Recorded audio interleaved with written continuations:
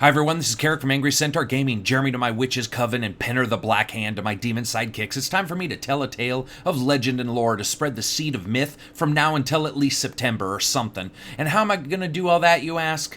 Well, let me tell you, brothers and sisters, I'm going to review a game called Lichdom Battlemage that is as ballsy and upfront as the name implies. It mentions Sith-like unlimited power within the first 5 minutes and has a bad guy named Shax. So that's like 2 Shax, not one, and we all know that one Shack was scary enough. The game tells the tale of you, the dragon, a strangely humorous dead man working for a mysterious wizard by becoming one yourself. This is Doom, but with spells. Finally, a mage who is worth something. This isn't Merlin, who takes 3 weeks, a good hot day, and 3 cloverleaf teas to cast a spell. And this isn't Dresden, who has to explain to the Pussy Guild every single time he starts a fire without matches, or he'll get in trouble. No, sirs and ma'ams, this is a born-again killer. This is a mage who doesn't just cast spells, he does it dual-wield, not because it's more effective, but because it probably just looks cool. So let's get the ball rolling. Up first is the heady delight known as graphics, the wizardry of the eye, the mystical membrane of sight that impacts your mind. And other than a couple seams missing in this robe of wonder, the game looks fairly fantastic, and for the most part it doesn't drop frames or stutter, but I said for the most part because at times, even on an SSD and a system with 16 gigs of RAM, it did magically occasionally miss a syllable in its magic spell of streaming and stutter a bit here and there.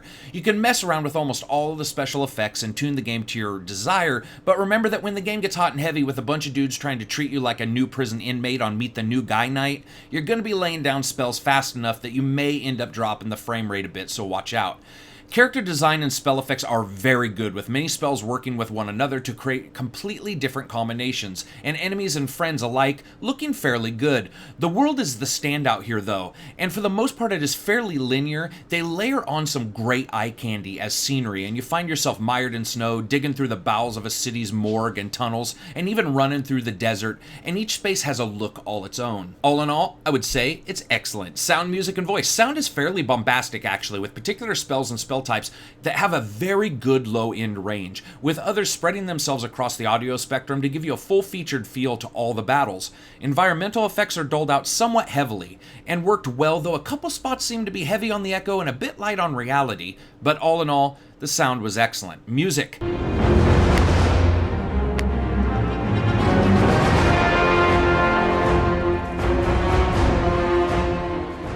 Man, this is also just really well done. From the title screen on through, just bravo to these guys. Simply loved it. Each track was great and felt different and impacted the atmosphere of the game itself as I played. Really great music. Voice. You know, enemies grunt and groan but don't do much else, but let's be honest, you didn't invite a hot dog over to your house to discuss poetry. You're gonna cook the fucker, and that's what you're gonna do here, so who cares if they're mostly mute. Your main character and your partner and most of the NPCs are all voiced excellent, if a bit off tone. For a dude who died and then's running around throwing spells, your character's a bit douchey. Not douchey McDoucheberg like the guy in Second Son or anything, but just a bit off in his comments that added a strange levity that honestly would have better served if the character had acted in wonderment a couple times, or say, for the entire game, because he was throwing spells down like a kid playing a Games Workshop game, but he's acting like he's playing Cards Against Humanity or something. In the good range if you want a specific rating, but it could have been much better if the atmosphere was just a little bit more bleak and they just weren't so happy-go-lucky through the entire time. Up next is the largest of the magic spells, gameplay. Listen, you're a mage killing things to help you get the shacks, that's the shacks, not just one, and save the day, or at least end it well. During that time, you're going to explore a crazy assortment of locations and greet most inhabitants like the United States Foreign Relations Plan, which means kill them first and figure out if they're bad guys later. So the game hinges on a couple things: upgrading, downgrading, mixing spell types and ingredients, finding combos that work for you from the 3 that you can have outfitted at any one time. You have like necromancy, enemy control, fire, lightning, ice, and others. The game really has a great mix for any player, as long as the somewhat tiresome upgrading and loot grind don't make you want to fireball your own balls like you just saw Cthulhu. The magic upgrading, rune creation, and destruction game is almost an entire game unto itself, because you don't only have what you have what you can make. And that means being a bit like NASA and looking at a bunch of numbers and hoping they mean what you think they mean.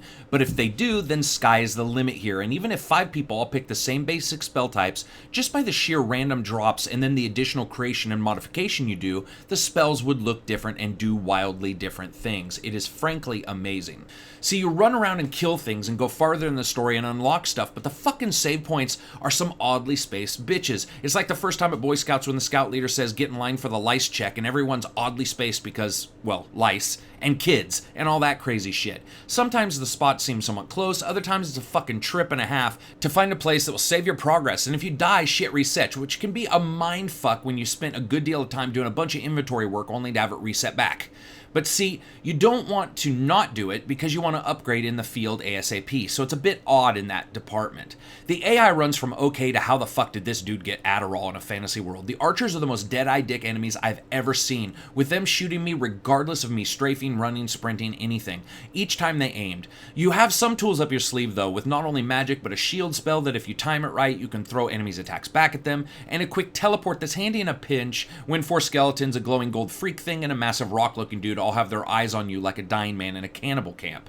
The game also has insane length, and if you can ignore some of the replaying of bits, you'll have some amazing spell combinations, upgrades, downgrades, and mixes. This game really does feel different. Most shooters don't do this, maybe Dead Island with the custom weapons, but even though this is just spells, it sort of puts that game and other games to shame, offering an insane, almost confusing amount of shit you can do. Thankfully, they do have tutorial videos for almost everything, which goes a long way.